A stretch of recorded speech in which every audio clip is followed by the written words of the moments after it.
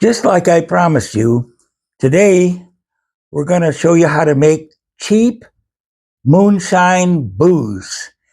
And you won't believe how easy it is. I was just at my favorite store, Lidl and Aldi and Intermarché and all the different stores to price fruit liqueur.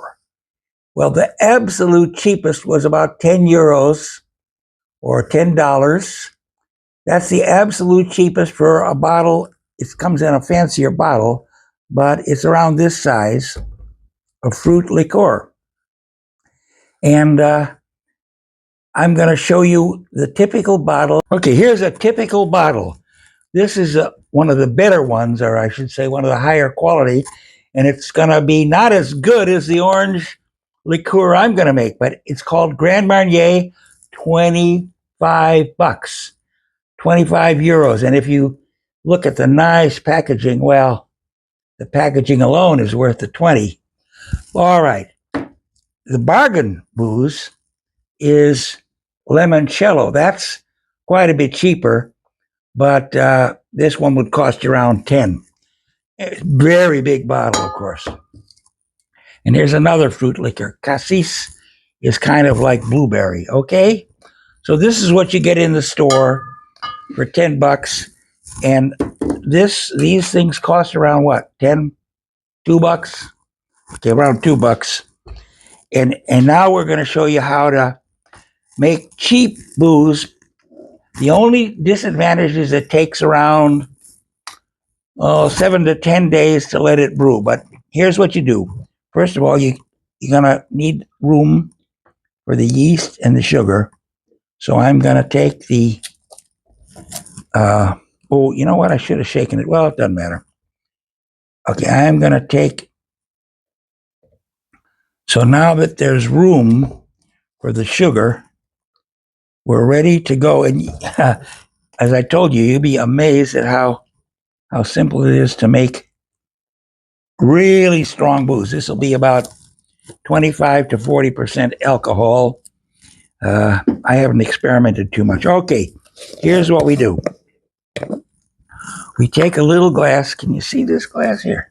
Little glass, and we fill it mostly all the way full with sugar. Now I'm using brown sugar, but you can also use white sugar or any kind of sugar you want. And then I went and I bought some yeast for baking, for bread. It's nothing special, and it's very cheap, around $1.50. And I'm going to show you here. I'm going to take the yeast and I'm going to mix it with the sugar. You can put it in separately. I don't think the orange juice minds. And let's see, I got to mix it with something here. I'll take a little spoon and I'll mix it. But it'll be mixed when I stick it in the orange juice. So I'm going to make it two different liqueurs. One is mango. Is this the mango? Oh, this is pineapple. Okay.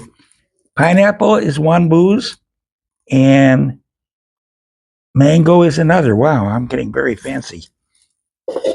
Now, I did this once before and I spilled it all over the place. So this time I'm going to use a funnel. It should work.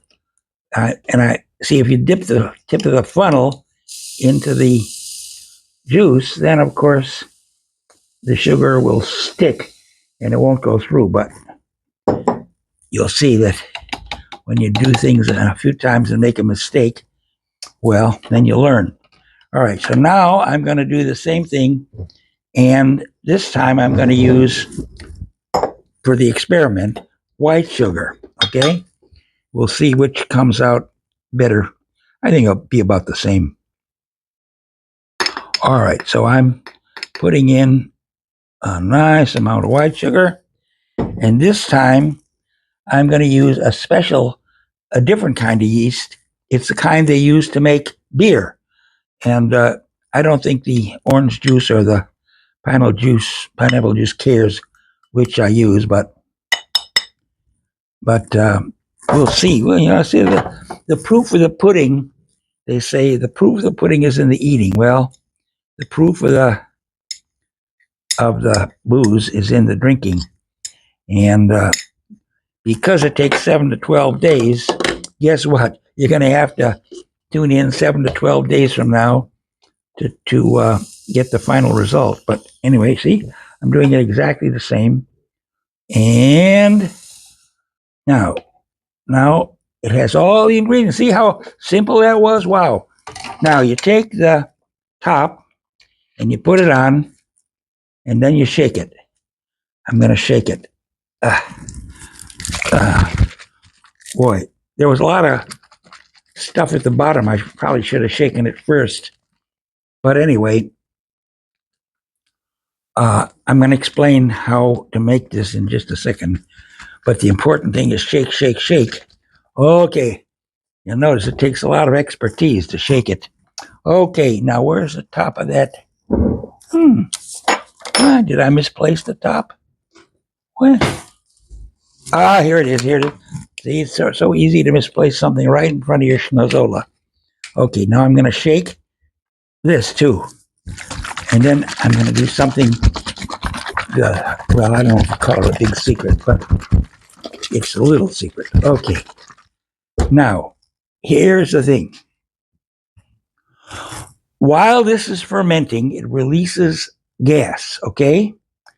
Now, there's two ways to handle it, and because this is an experiment, we're going to do one of each.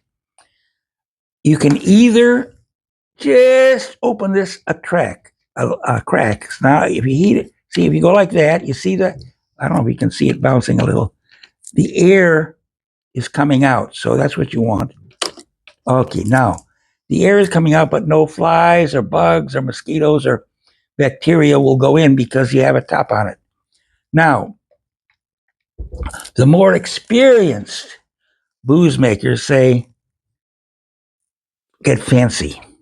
Take the top off after you say, we'll give it one more shake. You can never shake it too much because it has to be a nice.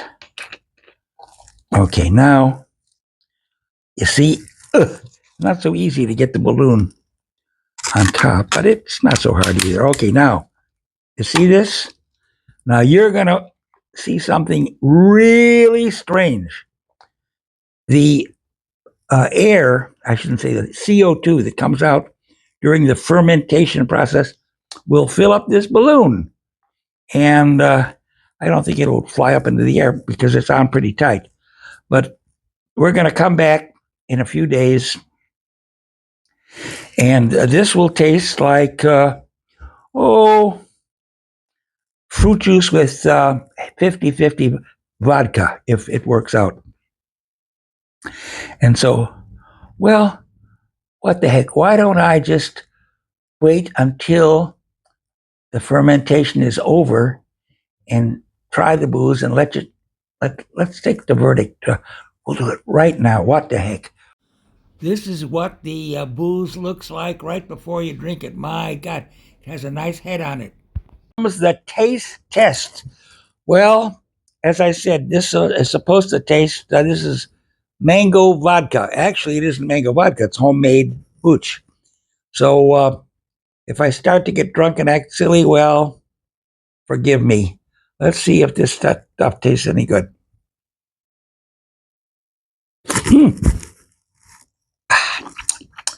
A little bit strong.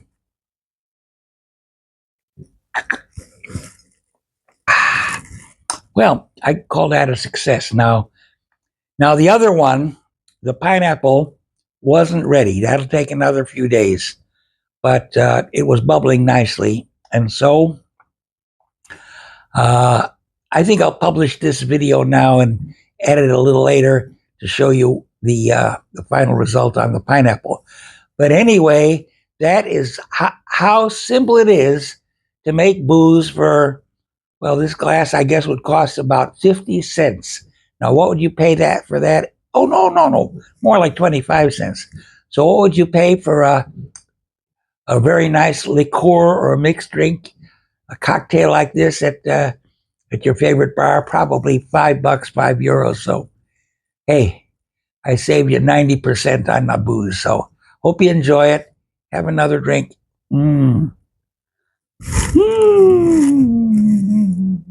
Okay, I hope you liked this video.